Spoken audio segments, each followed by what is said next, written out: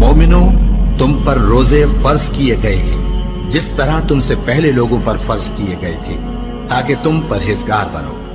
रोजों के दिन गिनती के चंद रोज हैं, तो जो शख्स तुम में से बीमार हो या सफर में हो तो दूसरे दिनों में रोजों का शुमार पूरा कर ले। और जो लोग रोजा रखने की ताकत रखें लेकिन रखें नहीं, वो रोजे के बदले मोहताज को खाना खिला दें। और जो कोई अपनी मर्जी से ज्यादा नेकी करे तो उसके हक में ज्यादा अच्छा है।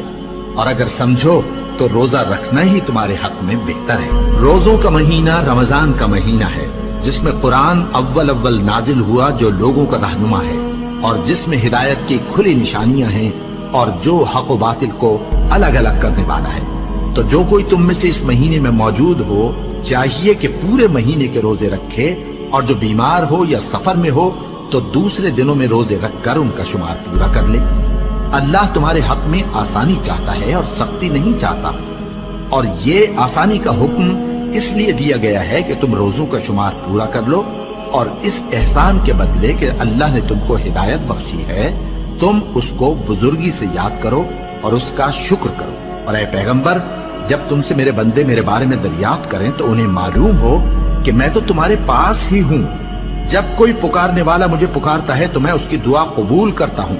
तो उनको चाहिए कि मेरे हुक्मों को माने और मुझ पर ईमान रखें, ताकि नेक रास्ता पाएं। रोजों की रातों में तुम्हारे लिए अपनी औरतों के पास जाना जायज कर दिया गया है। वो तुम्हारी पोशाक हैं और तुम उनकी पोशाक हो। अल्लाह को मालूम है कि तुम उनके पास जाने से अपने हक में खयानत करते थे, सो उसने तुम पर मेहरबानी की और तुम्हारी हरकत से दरगुजर फरमाई। तो अब तुमको इख्तियार है कि उनसे मुबाशरत करो। और अल्लाह ने जो चीज तुम्हारे लिए लिख रखी है, यानी औलाद, उसको अल्लाह से तलब करो और खाओ और पियो, यहां तक कि सुबह की सफेद धारी रात की सियाह धारी से अलग नजर आने लगे। फिर रोजा रखकर रात तक पूरा करो।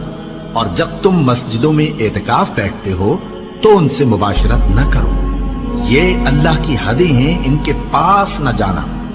इसी तरह अल्लाह अपनी आयतें लोगों के समझाने के लिए खोल खोल कर बयान फरमाता है, ताकि वो परहेजगार बने।